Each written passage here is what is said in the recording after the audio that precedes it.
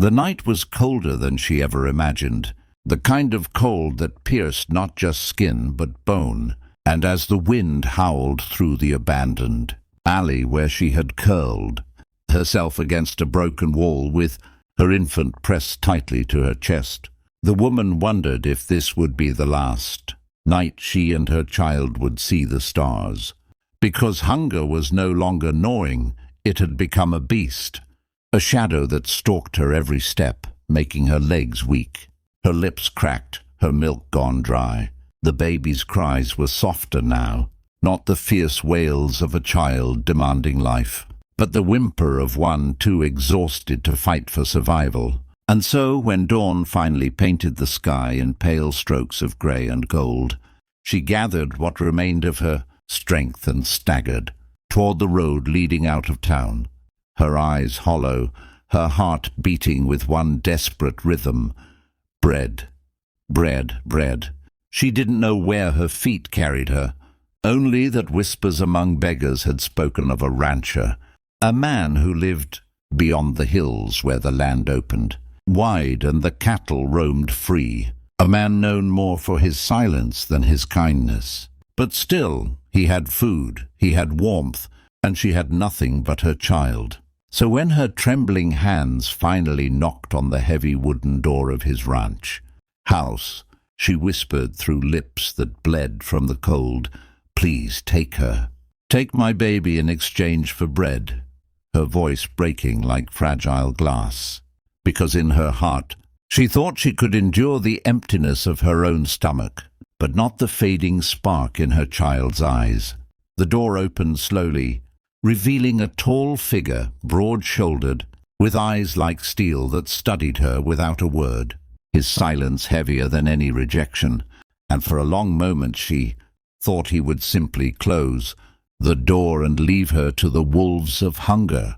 Yet instead he stepped aside, took the bundle from her arms with one large, steady hand, and then with the other reached for her wrist, pulling her inside before she could even protest. The firelight inside the rancher's home burned bright and warm, filling the room with a glow that made her knees buckle, but she remained standing as he set the baby in a crib near the hearth, then placed a loaf of bread on the table, its smell filling the room like a miracle. And still he said nothing, only watching her with unreadable eyes, as though weighing the worth of her soul. And in that silence her tears came, hot and uncontrollable, because she realized he had taken not only her baby, but her as well, binding her fate to his in a way words could never untangle. She ate as though each bite was a prayer answered, her body trembling with relief and shame. For though the bread soothed her hunger, the knowledge that she had been willing to give away her child crushed her spirit. Yet when she dared look toward the rancher, expecting contempt, she saw none, only that same quiet strength, that same silence that held secrets she could not yet grasp.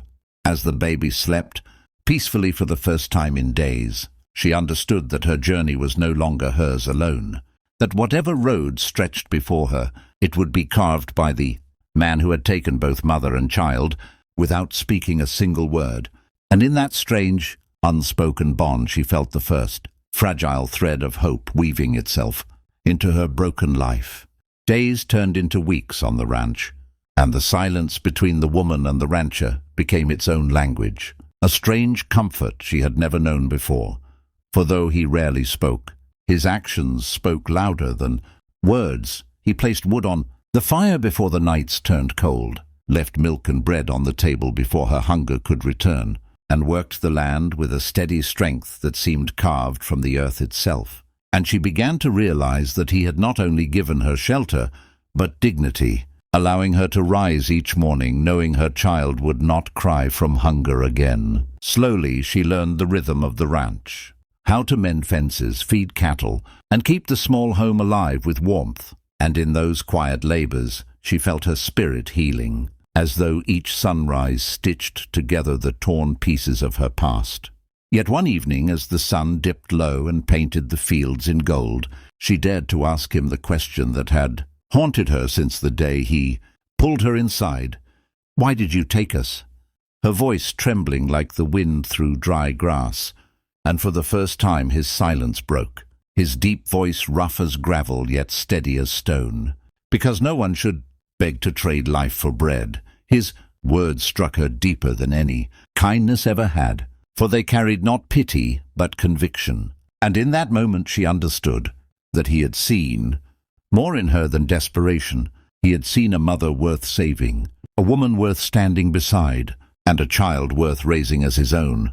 Tears filled her eyes, not from sorrow but from a hope so fierce it frightened her. And when the baby reached tiny hands toward the rancher, cooing with trust, she felt a bond forming that no hunger, no cold, no cruelty could ever break. The house that had once been silent now echoed with laughter, with footsteps, with the sound of life. And though she had once thought her story would end in darkness, she now knew it was only beginning, because sometimes salvation comes not in words but in silence, not in promises but in actions, and not in wealth but in the quiet strength of a man who chooses to take both when the world would have left them behind. And dear listener, if this story touched your heart, if you felt the power of hope rising from despair, don't forget to subscribe, because more stories like this are waiting for you. Stories that remind us all that even in the harshest winters of life, warmth can be found where we least expect it.